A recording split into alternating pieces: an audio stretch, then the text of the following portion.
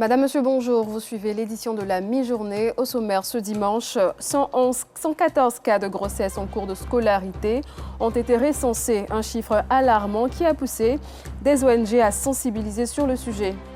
La dérive autoritaire en Afrique de l'Est à l'approche des élections, la pression monte sur l'opposition. Les arrestations et poursuites pour trahison se multiplient.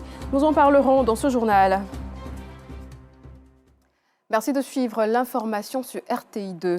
Dans le département de Tabo, l'on recense, selon la CNDACI, 114 cas de grossesse en cours de scolarité, sur un total de 211 dans toute la région de l'Agnébi-Tiassa. Un chiffre alarmant qui a motivé une campagne de sensibilisation initiée à Tabo par l'ONG Filles Conscientes. Élèves, parents d'élèves et population ont été édifiés sur cette problématique préoccupante. Eugène Atoubé.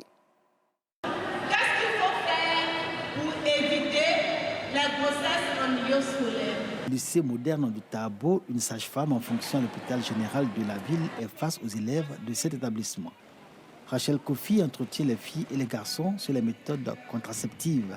L'un des moyens, indique-t-elle, pour éviter les grossesses en cours de scolarité. Je vous encourage à utiliser le préservatif parce que le préservatif, c'est une méthode à double protection. On a les maladies sexuellement transmissibles et on a le VIH/SIDA aussi. Les pilules, les injections, les implants, le dur ne peut pas te protéger des maladies. La seule méthode qui peut te protéger des maladies et des grossesses, c'est le préservatif. La communication de la sage-femme s'inscrit dans la campagne de sensibilisation contre ce fléau que mène à Tabo l'ONG Filles Conscientes, à l'objectif de réduire de façon substantielle les cas de grossesse dans ce département. Selon le Conseil national des droits de l'homme de Côte d'Ivoire, CNDACI, 114 filles en cours de scolarité sont tombées enceintes à Tabo sur un total de 114 relevés dans la région de l'Agnébi-Tiassa. Et pour toucher les cibles, plusieurs activités au menu ont été menées. Un concours de crack, des sketchs à thème et des messages des parents pour édifier les élèves. Les filles ont montré un grand intérêt pour cette campagne et ont promis de privilégier leurs études. Surtout, ne pas décevoir leurs parents qui œuvrent pour leur devenir. Lorsqu'une fille tombe enceinte, c'est d'abord 9 mois de risque. C'est encore 2 ans, 3 ans qu'elle doit passer parce que l'enfant qui naît a besoin de sa mère. Lorsqu'une jeune fille prend grossesse, ça nous cause un retard de 4 ans sur sa vie. L'ONG Filles Conscientes s'est fixé comme objectif de lutter contre les grossesses en cours d'année scolaire. Oui, parce que nous sommes conscients que nos jeunes filles sont frappées par des fléaux qui ralentissent et détruisent leur élan, autant scolaire que social. Cette campagne de sensibilisation à Tabo contre les grossesses en cours de scolarité est la seconde du genre que mène l'ONG Filles Conscientes. La première a eu lieu en 2024 à Toumoudi. L'ONG CIM Solidarité a organisé le week-end dernier la fête de fin d'année d'une école primaire située dans la commune de Cocody. À cette occasion, les meilleurs élèves ont été récompensés pour leurs efforts et leurs résultats en milieu scolaire. Assistant Diarra. La fin d'année scolaire s'annonce sous de bons auspices, mais en attendant, offrir un cadre récréatif pour encourager les élèves qui se sont démarqués du lot par de meilleurs résultats scolaires s'avère utile. C'est l'objectif visé par l'ONG CIM Solidarité à l'occasion de la fête de fin d'année d'une école primaire dans la commune de Cocody. Nous avons décidé d'accompagner cette école parce que cette école prône l'excellence. L'excellence dont le pays en a besoin. Parce que les enfants, la jeunesse est l'avenir du pays. Et notre contribution, notre modeste contribution nous engage et nous interpelle. La directrice est reconnaissante. C'est une satisfaction pour nous, en tant qu'encadreur. Cette activité de célébration de l'excellence est devenue une institution pour l'ONG CIM Solidarité. Cette entité associative compte apporter une contribution significative à la promotion de l'Ivoirien nouveau. De la commune d'Abobo a présenté ce vendredi 9 mai 2025 le bilan de la gestion de l'exercice 2024, jugé satisfaisant. Cette session s'est tenue sous la présidence de la maire Candia Camara, en présence de la représentante du préfet de région, préfet de département d'Abidjan et des artisans, ainsi que des populations. C'est reparti avec Assit Andiara.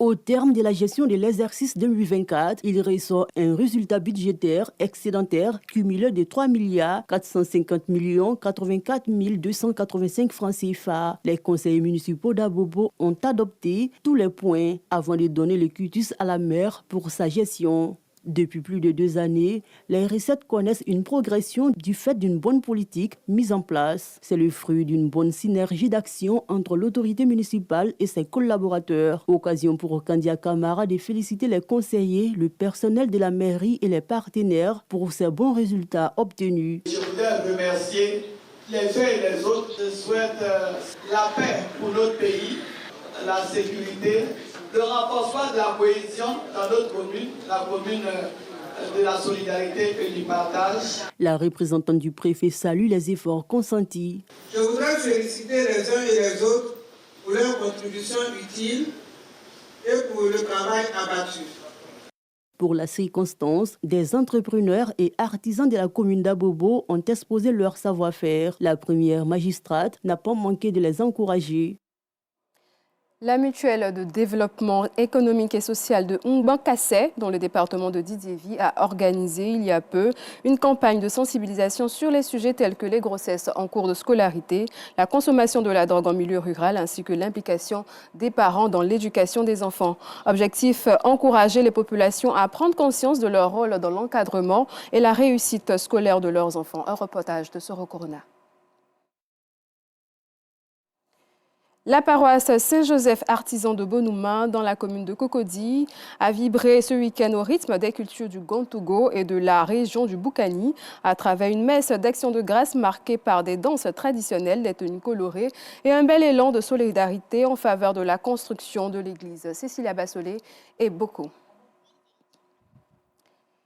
La 15e édition du Salon international du livre a pris fin ce samedi. Installé sur l'esplanade du parc des expositions de Port-Boué, l'événement est une lucarne de promotion du livre et de la lecture, mais aussi une opportunité unique pour les lecteurs de rencontrer leurs auteurs préférés. Un reportage de Théodore Zouzou et Gilles Tonia.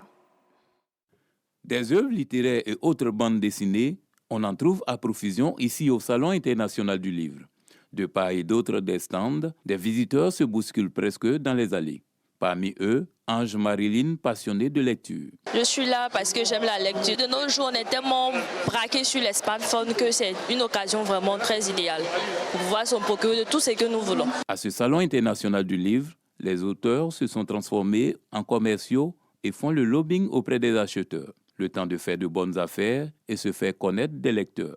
Quand on parle de Marie Longoran, qui est présentatrice, on pense également RTI. Et je pense que c'est une vraie lucarne pour mon entreprise. Et au-delà, pour notre savoir-faire, moi je suis autrice. Et peut-être les autres diront auteur, c'est la même chose. Mais je pense que c'est une vraie lucarne qui nous permet d'être au contact de nos lecteurs, de pouvoir les toucher et surtout entendre leurs avis, leurs observations. Je suis heureux de voir qu'il y a plus en plus d'auteurs qui viennent de pays différents. Ça donne de la visibilité au livre, hein, puisque mon nouveau livre, c'est le journal d'Anji. Mais ça me permet aussi également de rencontrer beaucoup de personnalités. Mais pour cette 15e édition du SILA, certains participants déplorent les conditions d'installation des exposants dans ce chapiteau. Il faut songer à l'hygiène et au confort des éditeurs et des écrivains et du public. Le salon s'est déroulé en mode canicule. C'est chaud, on transpire. Enfin, nous sommes sur des bâches. Il faut bien que ce soit réfrigéré comme il faut. Le Salon international du livre d'Abidjan aujourd'hui représente pour la Côte d'Ivoire une plateforme culturelle diplomatique avec des enjeux très importants. Nous avons dû nous contenter de cet espace vert qu'on nous a mis à disposition nu et à charge pour nous d'élever ce chapiteau bâtiment de 3000 m² que vous voyez avec éventuellement tout le dispositif de générateur d'énergie qui part avec. Donc quand on est dans de l'opérationnalité comme ça, qu'on n'avait pas prévu, il peut y avoir quelques ratés, il peut y avoir quelques dysfonctionnements. Le souci de mieux faire les choses a amené le commissaire général à installer des cafés particuliers. Et les visiteurs et les exposants ont besoin de café pour pouvoir tenir toute la journée d'abord et puis pour pouvoir entre deux chapitres déguster un bon café, faire une bonne pause. Donc le café et le sila vont de pair. Le Salon international du livre, malgré tout, est un véritable espace de visibilité des œuvres littéraires et de leurs auteurs. Rendez-vous pour la 16e édition.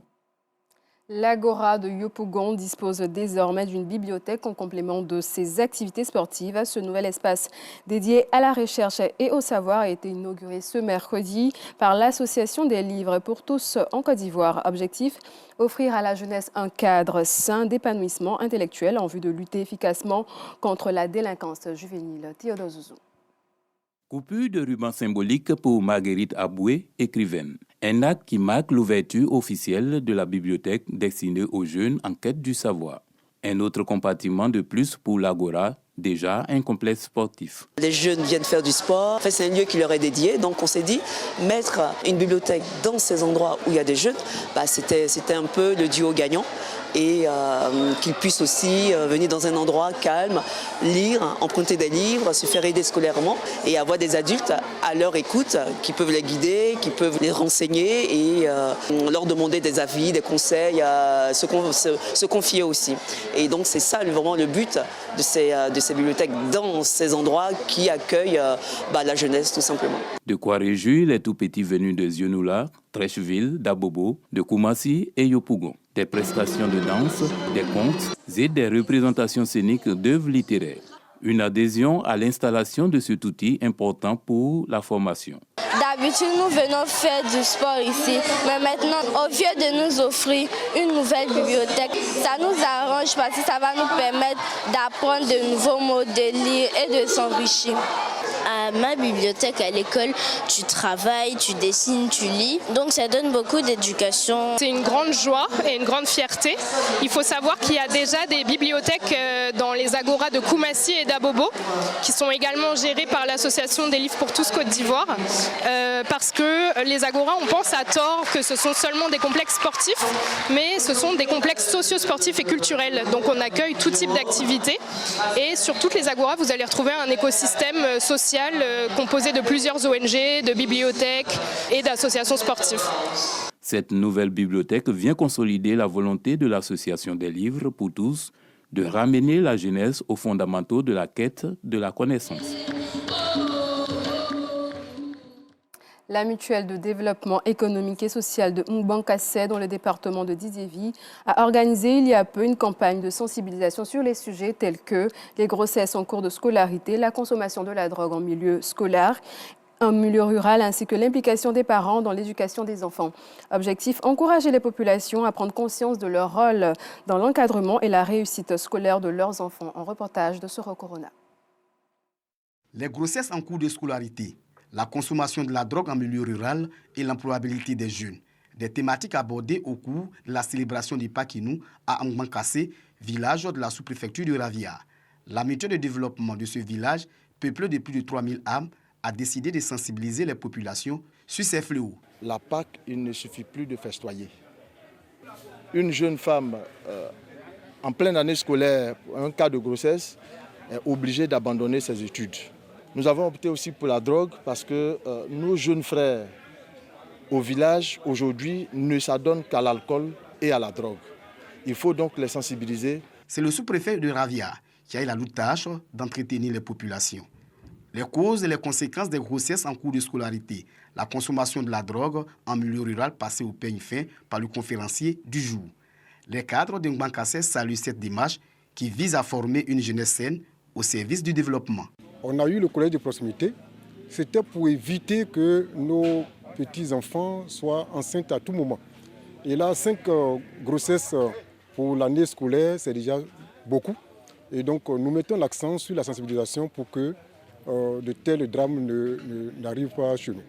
Le conférencier a mis en mission les parents et propose des solutions. Faire en sorte que les cadres puissent loger décemment les jeunes filles qui viennent des autres localités et surtout créer rapidement une cantine scolaire. Il faut résoudre aussi les questions de transport. Il faut aussi que les populations encadrent leurs enfants. L'autorité sous-préfectorale a aussi exhorté les populations à déclarer les enfants à l'état civil.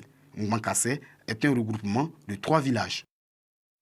Dans l'actualité hors de nos frontières, en Tanzanie, en Ouganda et plus récemment au Kenya, les mesures à l'encontre de figures de l'opposition se multiplient à l'approche des échéances électorales. Des cas comme celui de Tundu Lissu et Kizza Besigye, tous deux poursuivis pour des faits de trahison, illustrent une dynamique régionale marquée par des poursuites judiciaires contre des opposants et aussi des arrestations controversées. Voilà, c'est la fin de cette édition. Bon après-midi à tous.